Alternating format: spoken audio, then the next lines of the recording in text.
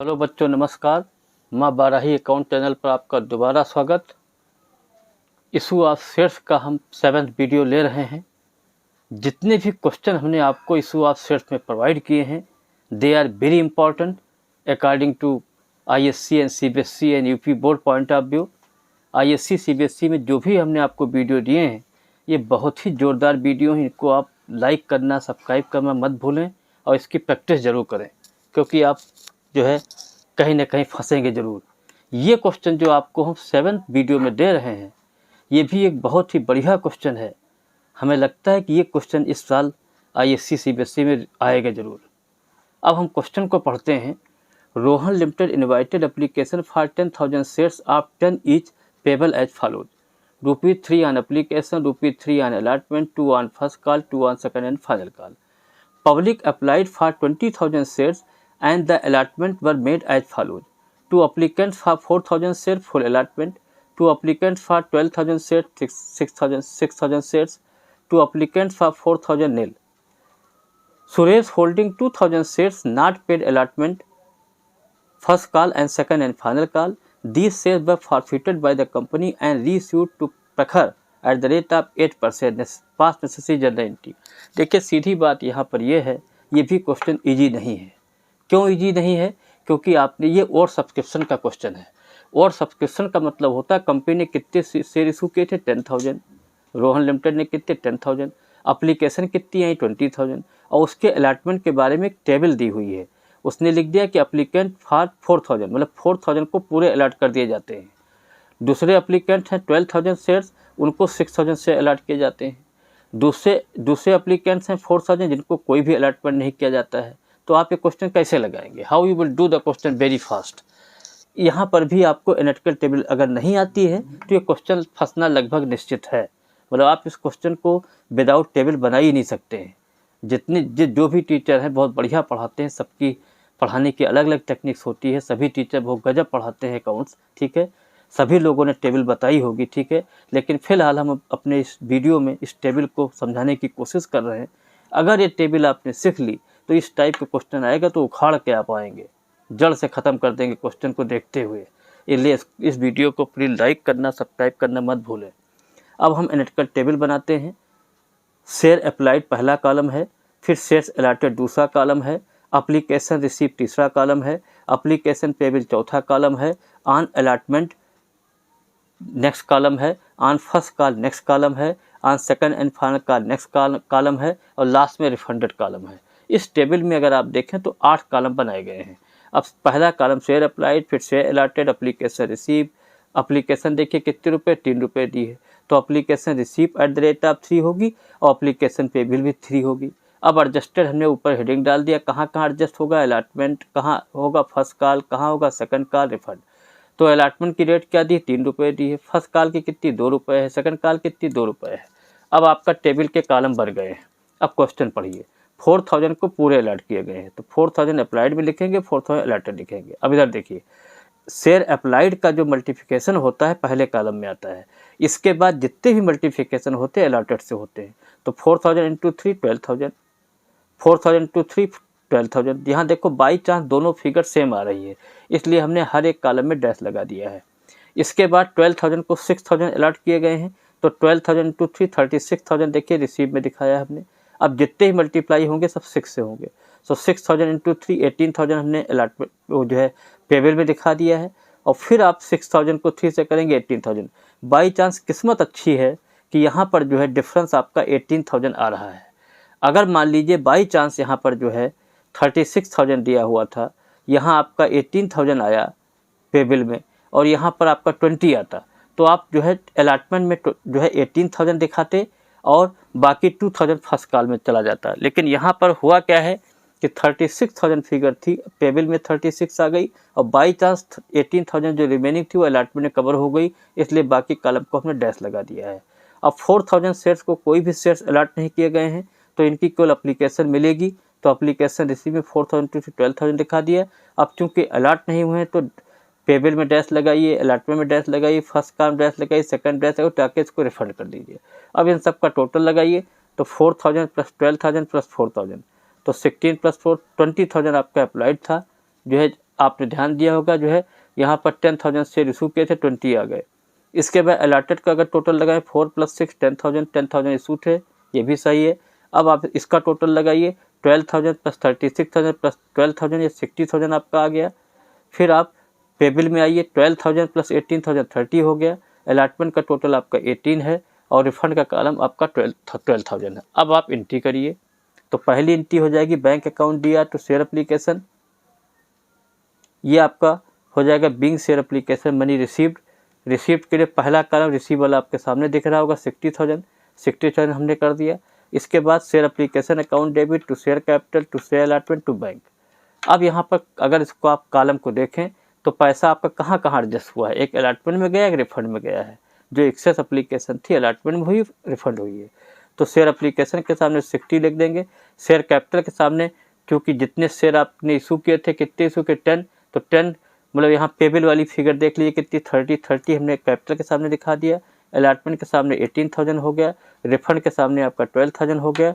Narration क्या होगा, being excess money adjusted, ये आपका हो गया। एक बार जरा हम टेबल आपको और बता दें, टेबल को एक बार फिर सब लोग बेटा देखें। शेयर अप्लाइड पहला कॉलम होगा, शेयर अलॉटमेंट दूसरा होगा, एप्लीकेशन रिसीव तीसरा होगा, एप्लीकेशन पेबल चौथा होगा, ऑन अलॉटमेंट पाँचवा होगा, ऑन फर्स्ट कॉल छठा होगा, सातवां आपका सेकंड कॉल होगा, रिफंड आपका 8वां कॉलम होगा। अब एप्लीकेशन कितने रुपए, 3 रुपये रिसीट में भी दिखा दिए, 3 रुपये पेबल दिखा दीजिए। अलॉटमेंट आपका 3 रुपये अलॉटमेंट कॉलम में हो जाएगा, 2 रुपये फर्स्ट कॉल, 2 रुपये सेकंड कॉल। अब आप क्वेश्चन को देखते जाइए। 4,000 को पूरे से अलॉट किए गए, तो अप्लाइड में भी 4 होंगे, अलॉट में भी 4 होंगे। अब 4,000 × 3 पहले कॉलम का जो मल्टीप्लिकेशन होता है रिसीट में आता है, तो 4,000 × 3 12,000 हो गया। 4,000 × 3 अगर हम ये अलॉटेड का पेबल से करें तो यहाँ पर भी 12 आ जाएगा। तो यहाँ बाई चांस 12 बराबर है, इसलिए हर कॉलम को डिल कर दिया, डैश लगा दिया।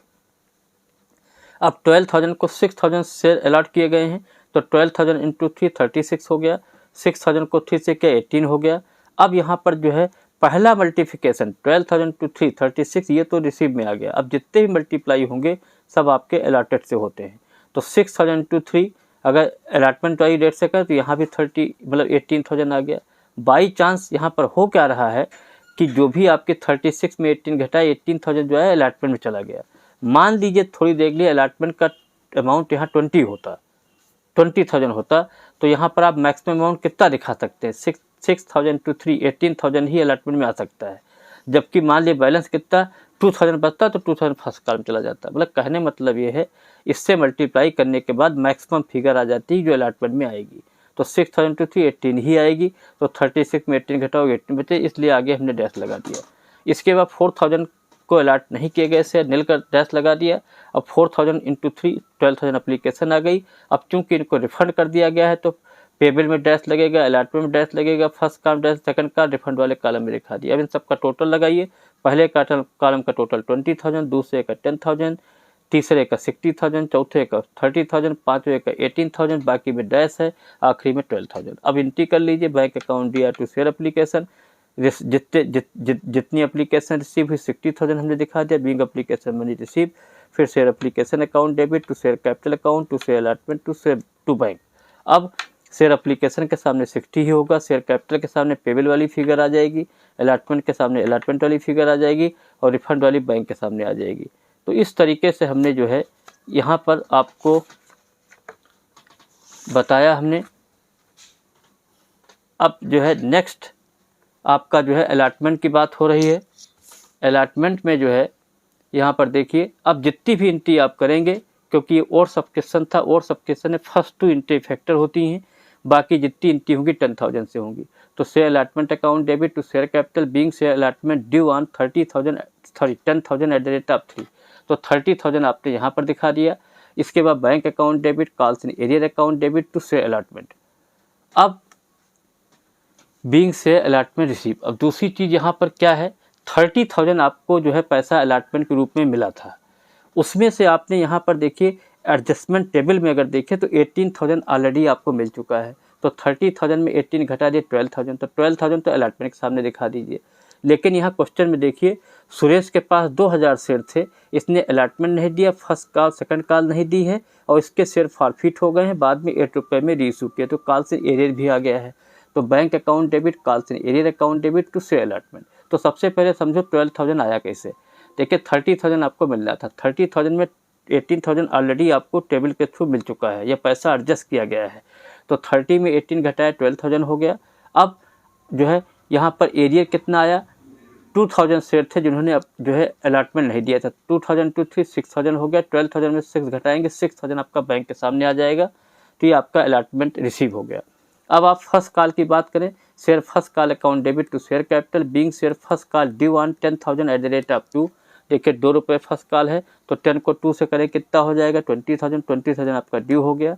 इसके बाद bank account debit calls in arrear account debit to share first call being share first call receive. अब यहाँ क्वेश्चन में देखिए 2,000 सुरेश के पास शेयर थे, इन्होंने अलॉटमेंट नहीं दिया और फर्स्ट कॉल सेकंड कॉल नहीं दी।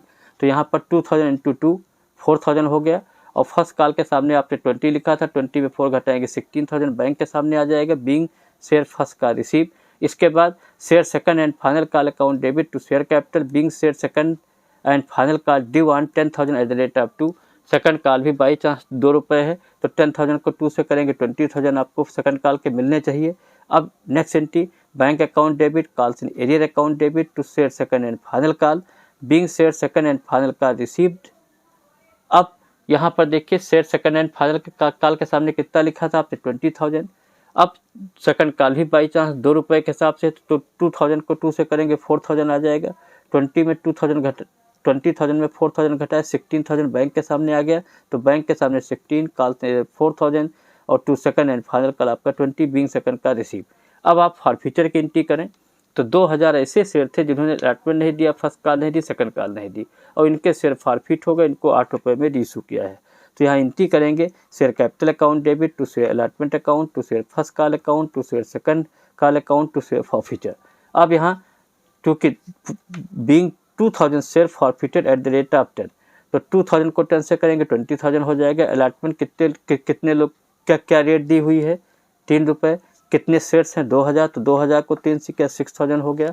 फर्स्ट कॉल कितनी हो जाएगी 2,000 इंटू 2 4,000 हो गई। सेकंड कॉल कितनी हो जाएगी 2,000 इंटू 2 4,000 हो गई। अब इन लोगों ने जो है अलॉटमेंट नहीं दिया, फर्स्ट कॉल सेकंड कॉल नहीं दी, तो दिया क्या केवल एप्लीकेशन। तो एप्लीकेशन कितने रुपए है 3 रुपये है। और फॉरफीचर में कौन सी चीज़ आती है जो ये लोग पे कर देते हैं, तो 2,000 टू 3 आपका जो है फॉरफीचर हो गया।